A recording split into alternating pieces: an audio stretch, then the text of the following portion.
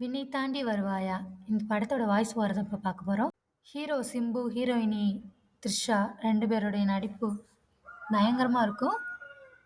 நம்ம ஹீரோவுடைய வீட்ல தான் த்ரிஷா வாடகைக்கு தங்கியிருப்பாங்க. படிப்பு விஷயமா, வேலை விஷயமா அந்த மாரி இருப்பாங்க. அதனால அடிக்கடி சிம்பு த்ரிஷாவ பார்க்குற மாரி சூழ்நிலை ஏற்படும். சிம்புக்கு ஒன் சைடாவே லவ் போய்க்கிட்டே இருக்கும்.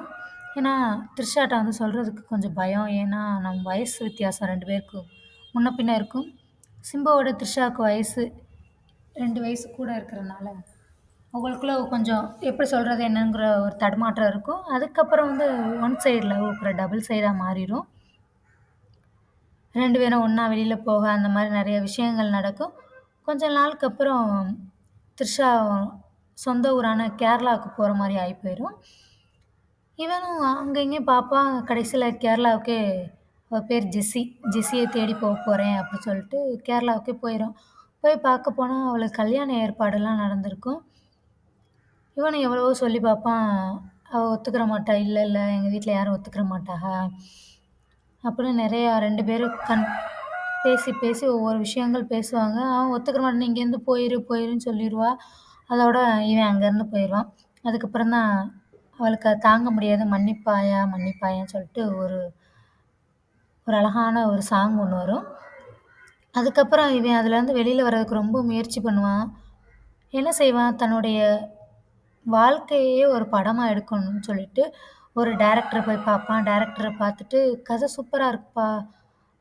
உனக்கு என்னென்ன ஹெல்ப் வேணுமோ எல்லாமே நான் பண்றேன்." அப்படின்னு சொன்னனால, அவன் என்ன செய்வான், தன்னுடைய வாழ்க்கையே ஒரு படமா எடுக்கணும்னு எல்லாத்தையுமே அப்படியே அக்யூரேட்டா அவன் என்ன பண்ணான்? எங்கே போனான்? வீட்டு மாடியில அவ வாடகைக்கு இருந்தா? அந்த மாரி எல்லா விஷயங்களையும் ஒன் பை ஒன்னா ஷூட் பண்ணிக்கிட்டே இருப்பாங்க. அப்படி பண்ணையில ஒரு சீன் ஃபாரின்ல போய் பண்ணுவோம். சாங் சீன் சொல்லிட்டு ஃபாரின் போகையில தான் த்ரிஷாவ மறுபடியும் ஹீரோ மீட் பண்ணுவாரு. பார்த்தா த்ரிஷா கல்யாணம் ஆயிரும். அவனுடைய மாப்பிள்ளையோட தான் இருப்பா. அதுக்கப்புறம் இவன பார்த்தோன்னே அப்படியே இவன் பின்னாடியே வருவா. "என்ன பண்ற? ஏது பண்ற? எப்படி இங்க வந்த?" அப்படின்னு சொல்லிட்டு, "என்னுடைய வாழ்க்கைய தான் ஒரு படமா நான் எடுக்கிறேன்." அப்படின்னு சொல்லிட்டு, "நீ இருக்கணும். கண்டிப்பா என்னுடைய படம் ரிலீஸ் அப்ப நீ என் கூட தான் இருக்கணும்." அப்படின்னு சொல்லிட்டு சொல்லுவான். அதே மாரி அந்த ஷூட்டிங் ஃபுல்லா அவ கூட தான் இருப்பான். படமும் ரிலீஸ் ஆயிரும். 2 பேரும் ஒண்ணா தான் படம் பார்ப்பாங்க. ஒரு நல்ல திரைக்கதை. "விண்ணை தாண்டி வருவாயா?" நெறைய பேருக்கு காதல் இருக்கும்.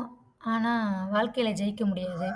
வாழ்க்கையில ஜெயிக்க முடியாம இருக்கும்போது, அந்த காதலுடைய ஃபீல்லாம் எப்படி இருக்கும் அப்படிங்கிறத அந்த படத்துல சொல்லியிருப்பாங்க.